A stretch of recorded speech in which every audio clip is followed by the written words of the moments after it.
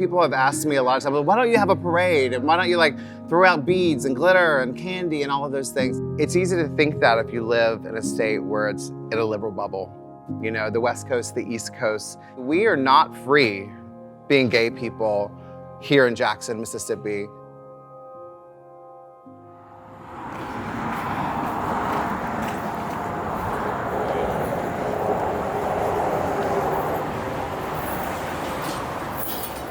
The stigma here is a little thick. I'm gonna say that because we are, there's nowhere around it. We are a Bible Belt state. Everything that's going on is hard here. So you can't live a holistic life that you try to live being your authentic self in Mississippi.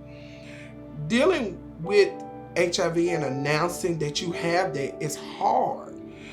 A lot of us reject it. And I say us, I live HIV freely, but on a daily basis, I'm always having a conversation with somebody that's affected by it. Being here at Metro 2.0 allows me to meet awesome babies, and I call the community my babies. When you're in this community, you have so many kids here that has lost faith and lost hope because they want to be who they are. And a lot of people don't believe in it. Family being their biggest downfall. So they have to gain that trust within you to know that I can come to you at any time. And that's what gains us the respect that we need to run Life Inc. in our community through Metro 2.0. When we was brought the idea about the quilt here, I didn't know what it was, let me be honest about it.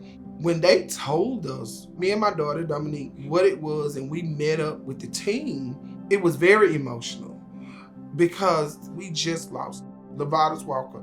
I didn't acknowledge her the way I should have been, and I said I felt like that would have been the perfect way, especially knowing that her name is about to travel the country. I'm like, girl, you finna see more stuff than me. We were really like best friends, joke a lot. It was like two kids. I had two kids. Basically. Because Levatas actually moved in with us at a very low point in her life. I'm a lesbian myself. So when I came to this community, it's like I immediately gained several family members and kids. And don't get me wrong, it was a love in my perspective. As a young person, Levatas Walker was bullied and called various names simply because they were different. Dominique made this panel with her mother, Tamika, and friends at Jackson State University in the summer of 2022. This person helped me kind of become who I am now, Dominique. My mother passed away.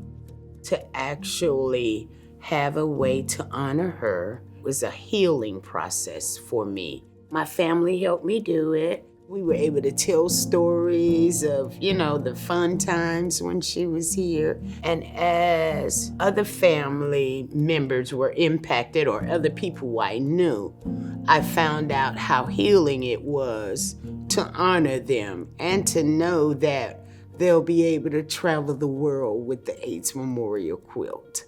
There's not a lot of Southern representation. There's not a lot of Black and brown representation. This is a way of showing people these are actually lives that were lost to HIV, and these lives counted.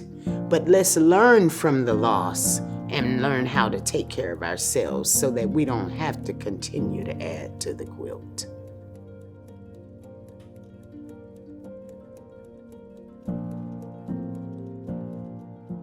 You can do anything you want to honor your loved one. Okay, so that's what these chalk lines are for. As an individual who has a trans sister, Jewel Clemens, who died from HIV and AIDS, we felt that it was very important that we become a part of the AIDS Memorial Quilt. The size is a 3x6 because that's the standard size that they dig a grave in the graveyard. Jewel died in 1991. In her early diagnosis, they didn't even know what was wrong with her. So she lived 1 year after being diagnosed. There wasn't a lot of medication, there wasn't a lot of education, there wasn't a lot of information, there wasn't a lot of medical support. So my family was really kind of in the dark. And we didn't really know a lot or even how to adequately care for her. One thing that really was a driving force for me was that I never want another family to go through what my family went through. I saw my sister being discriminated in our own home, whereas you should have been cared for, during that time in your sickness. And she just didn't get it. You can't make a mistake. This is the largest piece of folk art in the world. It definitely has to be sparkly. And Jewel was very feminine. So we wanted to be feminine also. I never knew that my aunt was trans until the funeral.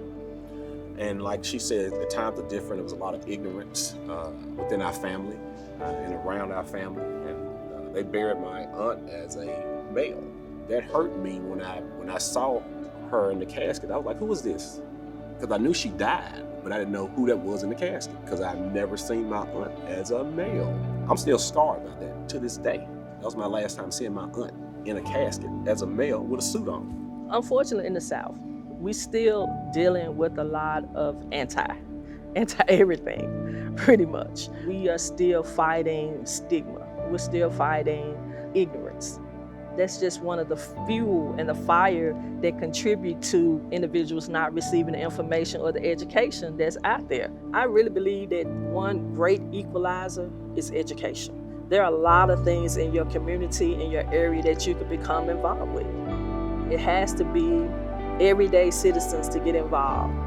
Here at Life Inc., we come up with ways to get the babies involved. So we throw parties. And in the midst of those parties, we're going to educate you. With Gilead helping us to gain any kind of leniency that we need during our water crisis, we never stop moving on the ground. Big freedom. Thank y'all so much, Mississippi. Yes. Let's educate ourselves and embrace our similarities versus our differences so that we can heal the country as a whole.